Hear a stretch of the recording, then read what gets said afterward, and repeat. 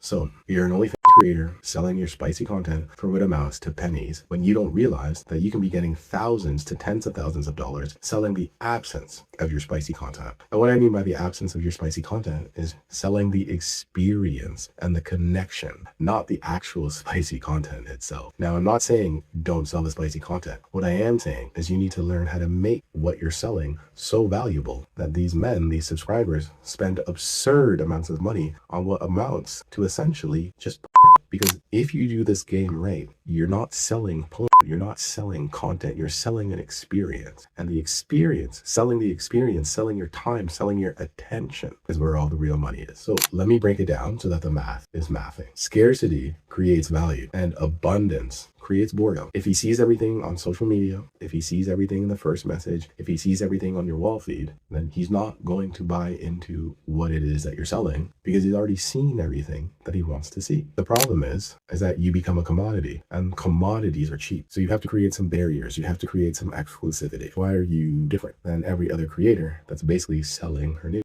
And what you have to realize is that in this game, emotional withdrawal is a currency on its own. Emotional connection is really what you use to be financially enriched. It's not the idea of being Lily Phillips or Bonnie Blue and saying I have the most outrageous, crazy, spicy content. It's not about that. Your content technically could be a little bit mid, but the experience of someone who has a deep connection with you, getting a chance to view it when it's not so easy and it's super exclusive is what will turn your income absolutely around and put you into the stratosphere in terms of monthly earnings and in terms of how much money your sales team can start collecting on a daily and monthly basis. But in order to do that, you have to learn the dance of seduction, or your team at least has to learn the dance of seduction, because seduction is a dance. It's not just one way all the time. It's not just push all the time. It's not just pull all the time. There's a little bit of give, there's a little bit of take, there's a little bit of hot, there's a little bit of cold. Sometimes there's a lot of hot and then there's a lot of cold, right? There's mixed messages, there's scarcity, there's absence, then there's attentiveness, then there's being completely drawn and connected and involved, right? Then there's understanding things that other people don't understand. Then there's going to depths, emotional depth in conversation and in connection that other people, your competitors, simply don't have the skill or the time or the desire to do. But that's where the real money is. The money is in the deep connection, the deep emotional connection, right? So follow me. When you can create an emotional cycle, right? You can create a cycle of emotional investment where he's doing things for you that he wouldn't do for other people. And that doesn't have to mean anything related to money. So there's that emotional investment. This is the cycle, emotional investment, followed by payment diversity, which means he's not always sending you money for content. Sometimes he's sending you money for your well-being. Sometimes he's sending you money for your nails. Sometimes he's sending you money for a course that you want to do. Sometimes he's sending you money to help with your mortgage. Sometimes he's sending you money because of a trip that you've always wanted to take and you've been so busy running your business. Sometimes it's for a new computer, but it's something other than content. And then you want to create drama.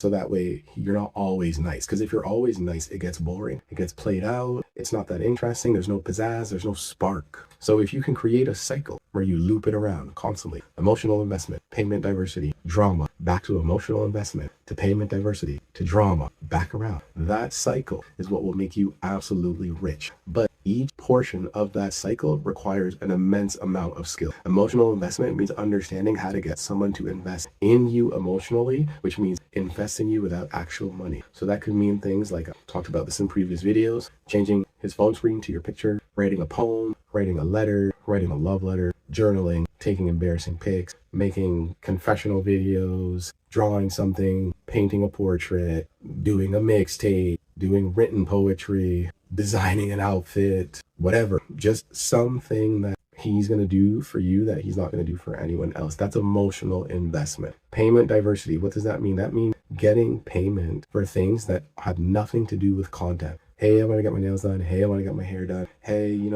if your heart moves you, I'd like to have a great weekend this week. Or, oh, do you want to put me on an allowance? Oh, my mortgage, I just got this new place. I want to get a new car, new computer. But payment diversity, you want to come up with reasons, and there's 100 reasons for him to send you money without it being an exchange where you are sending back content, right? You want to program the subscriber to give you money essentially for reasons outside of content, because you want the relationship to be built like an actual relationship, not a relationship built on a transaction of a sexual nature all the time. Hopefully that makes sense. And then finally, this also takes a good amount of skill. Drama. You have to learn when to tell him, whether using these exact words or telling him in a nice, loving way. Fuck you, fuck off, you don't care about me, you're selfish, blah, blah, blah. But if you do your discovery at the beginning, which I might have to talk about in another video, but if you do your discovery at the beginning, where you find out how old he is, where's he from, what city, what part of the city, what does he do for a living,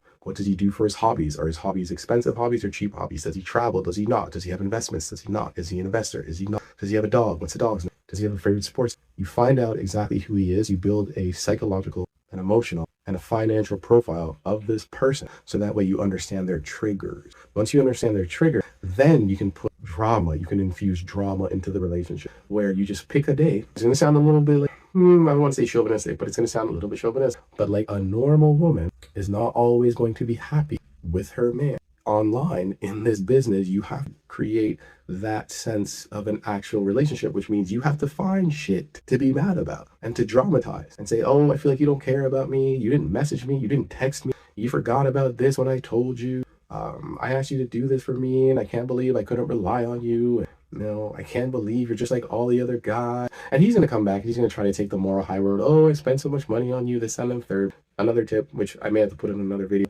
never ever let them take the high road. Never, never. No matter what he said, always make it so that you are the victim. No matter, even if he spent $10,000, oh, I spent all this money, I know, because you feel like you can just buy me, because you feel like, once you pay me, that just makes everything okay, but I'm a real human being with real feelings, and I put my heart and soul into all the things that I do for you, and it makes me feel like you don't care, and I'm just a number that you can just throw dollars at, like I'm just in a strip club, and I'm just an object, and blah, blah, blah. But you can always take the high road. But ultimately, you want to create that cycle. Emotional investment, payment diversity, drama. Once you can create that cycle, and prior to creating that cycle, you want to do your discovery. So you want to find out everything you can about it. I literally just ranted about all the things, but there's even more. But find out everything you can about him, build a profile, transition into emotional investment. And then when it's time, transition out of emotional investment and rapport building into going for that sale or going for that ask, whether it's for content or it's not. And then pick the right time. It doesn't have to be every time, it doesn't have to be often, but pick the right time to infuse a little drama, infuse a little spice, create a little spark, create a little tension, make it exciting. So that way, the key is that after all of these tactics that you employ, and there's even more, I just don't have enough time because it's short form content to go into all of them. But after all the tactics that you employ, you want to get to a point where you are on his mind every day, all day, because that's what leads to the extraction in full. And when I mean full, I mean tens to hundreds of thousands of dollars from one person or collectively from a large enough group of people. Hopefully this made sense. But if you feel like there's still more that you don't understand, or you don't understand at all, or you want to learn even more, DM me the word extraction, and I'll give you my full extraction playbook on how to maximize the amount of money that you get from your subs. Anyways, hope you